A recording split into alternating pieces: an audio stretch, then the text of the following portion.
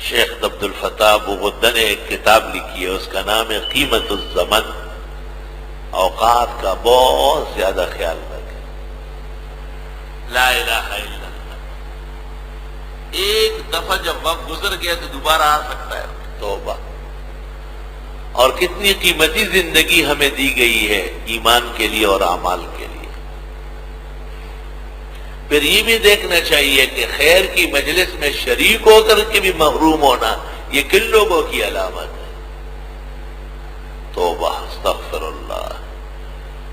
ان المنافقین یخادعون اللہ وهو خادعهم، دھوکہ دہی کن کا کام ہے؟ اذا قاموا الى الصلاة قاموا کسالى، یہ کہ اپنے کام میں چست نہیں ہے، ڈھیلے ڈالے۔ اللہ تعالیٰ انہیں نفاق سے بچائے، فسق سے بھی بچائے۔ یہ بے توجہی ہے، انشاءاللہ تعالیٰ ٹھیک ہو جائیں گے۔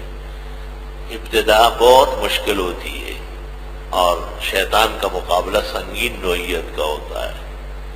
قرآن پاک کو دیکھو کیسے قرآن کہتا ہے وَقَالَ الَّذِينَ كَفَرُوا لَا تَسْمَعُوا لِهَذَا الْقُرْآنِ وَالْغَوْا فِيهِ، سنو نہیں قرآن، اس میں شور بچاؤ۔ توبہ توبہ۔